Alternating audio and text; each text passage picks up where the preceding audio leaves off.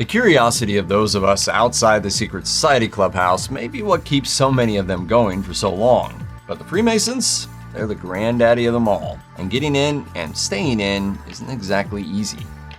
Did you ever notice Masons look kind of plain? That's on purpose. In order to avoid standing out or showing off, most Masons choose a dark suit for formal lodge occasions. This goes with a dark tie, a dark pair of shoes, and a white or light-colored shirt to create a neat conservative vibe that can be jazzed up a bit with Masonic accessories like rings or watches. Then there's the Masonic regalia: aprons, collars, and for high-ranking Masons, hats.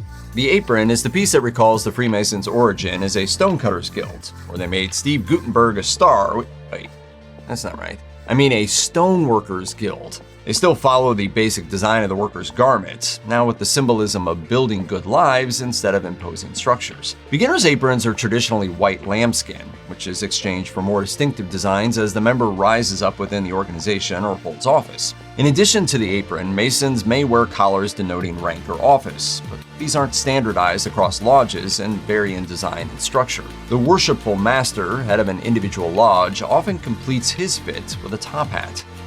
You can't just pay your dues, grab a fez, and join a Masonic lodge.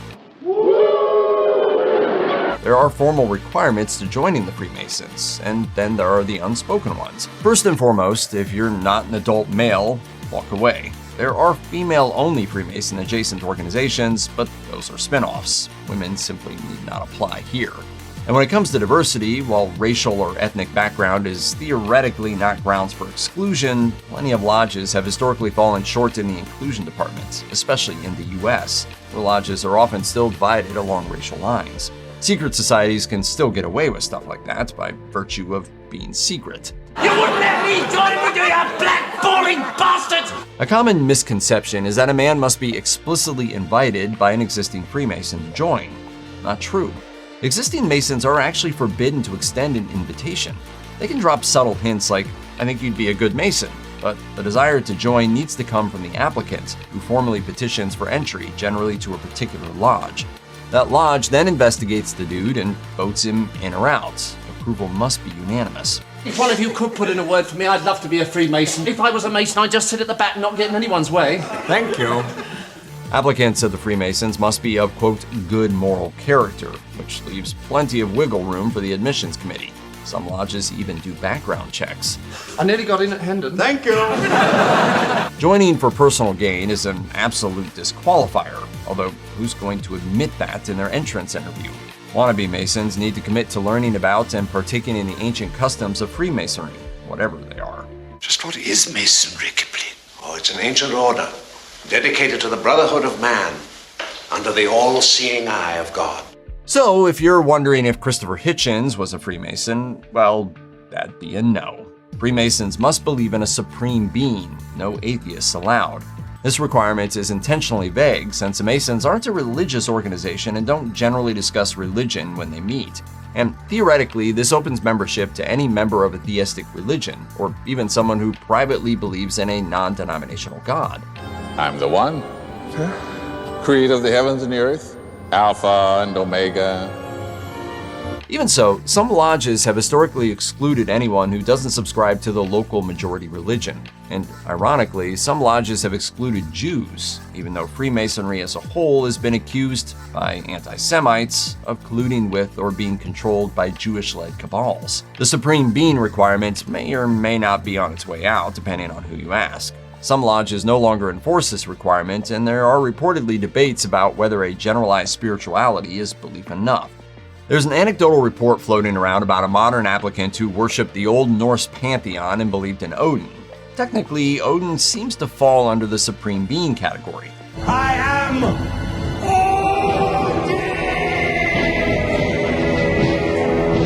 But after consulting with the higher-ups, that particular lodge decided Odin was insufficiently supreme among his sibling gods. Meh. Then again, if the guy really wanted to join when they got to the supreme being part of the interview, he could have simply answered yes. According to beafreemason.org, a Freemason is a man who has taken an obligation to uphold our timeless principles of brotherly love, relief, and truth. Emphasis on the brotherly. In fact, their website sounds a little like an armed forces recruiting pamphlet, describing Masons as men of honor and integrity, of charity and obligation, each with a vow to be the best they can be, to be more than just a man, to be a Mason. Freedom from ignorance, freedom from superstition, freedom from intolerance. The official line is that membership is not to be used for gain, either for oneself or for some religious, political, or business aim. But let's be real. Once you leave yourself out, your religion, your politics, and your job, what else is there for the brothers to talk about in their secret meetings? Another key aspect of the modern Masonic value system is charity, and some lodges have charitable foundations devoted to their particular region.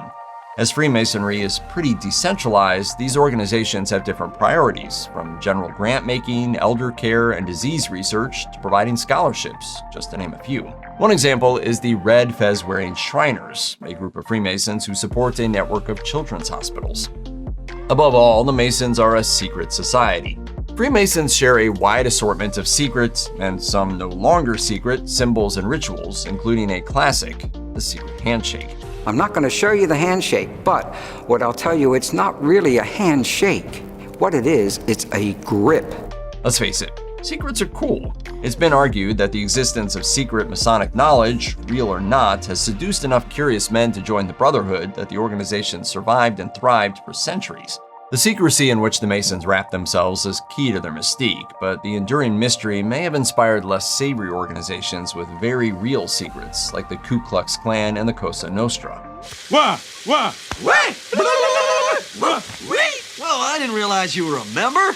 By now, a lot of Masonic secrets have been published. The only thing harder to imagine than a secret kept for hundreds of years is one kept by millions of people. Instead, the secrecy that's important to today's Masons is the cone of silence about what they discuss and disclose in meetings.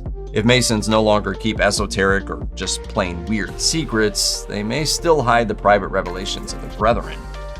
Of course, the Freemasons hold initiation ceremonies. It's the least any secret society can do. Aspiring Masons undergo an initiation ritual known as the First Degree. They begin by approaching the lodge with the heel of at least 1 foot bare, symbolizing that the lodge is hollowed ground where bare feet are appropriate. Pant legs are rolled up to show that the aspirant has no shackles or related marks, indicating that he is free. This also allows his bare knee to contact the earth when he makes his vows.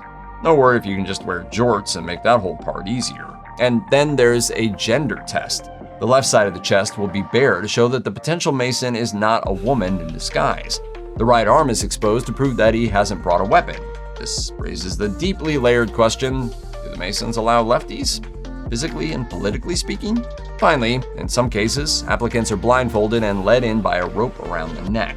When a potential Mason arrives correctly dressed and prepared, the lodge tiler, or door guard, knocks 3 times so the initiate can enter. You have to give him a password in the secret handshake. We really do have a secret handshake. The initiate will have a dagger pressed against the bare side of his chest to underscore the seriousness of the undertaking. He's then led around the interior of the temple and asked a series of questions, most of which he will answer with the assistance of a junior deacon. That help in the first stage of a Masonic journey symbolizes both the support a Mason will need and the trustworthiness of his brethren-to-be. He then kneels and takes the oath before standing with feet squared in the northeast corner of the room, representing the strong, perfectly right-angled foundations laid by his stonemason predecessors. In 1855, a prominent South Carolina Mason named Albert Mackey codified the regulations of Freemasonry in general in a work titled The Principles of Masonic Law, a treatise on the constitutional laws, usages, and landmarks of Freemasonry. This massive work is organized by topic into 4 books, the last of which is A Masonic Crimes and Punishments. Here, Mackey notes that Masonic crimes overlap heavily with moral wrongs and reiterates that religious or legal crimes are not within the scope of Masonic justice. His examples include heresy and, interestingly for a Southerner in the 1850s, rebellion. An insurrectionist's fellow Masons must disown his rebellion but cannot eject him from their lodge without additional charges. In other words, Confederates were okay. Mackey goes on to list some examples of moral offenses, starting with profane swearing, but quickly escalating through more severe infractions like adultery and murder. Although murder isn't a Masonic crime because it's illegal, just because it's generally a bad thing to do. Mackey clarifies memorably that whatever moral defects constitute the bad man, make also the bad Mason. The book goes on to list the offenses that are specifically Masonic in nature. These mostly concern behaviors that would disrupt the activities of the lodge or generally harsh the vibe, including arguments, continuing private disagreements or drama within the lodge, the broad category of unseemly and irreverent conduct, and admirably, refusing to help your fellow Mason in need if you're able to do so. A final section of Freemasonry don'ts refers, unsurprisingly, to secrets of the craft or of one's fellow Masons. Masons may not discuss Masonic business in front of outsiders, spill secrets, or even defend Freemasonry over-enthusiastically to outsiders. Members accused of breaking Masonic laws may be subject to a trial. According to Mackey, the Masonic trial process begins when an accuser, who need not even be Mason, transmits a written denunciation to the lodge secretary. You have desecrated the sanctity of this lodge. The secretary reads the charge at the next meeting, and the assembled Masons arrange a trial to occur after the accused has had time to prepare a defense. If the accused has moved, the trial can be transferred to his new lodge. At the trial, both accuser and accused are allowed to present and question witnesses, which can include non-Masons who have knowledge about the situation. After evidence has been given and both sides rest, the other Masons present act as a jury, and a 2/3 majority is required for conviction. Every jury member present must vote unless excused unanimously by a vote of the other jurors.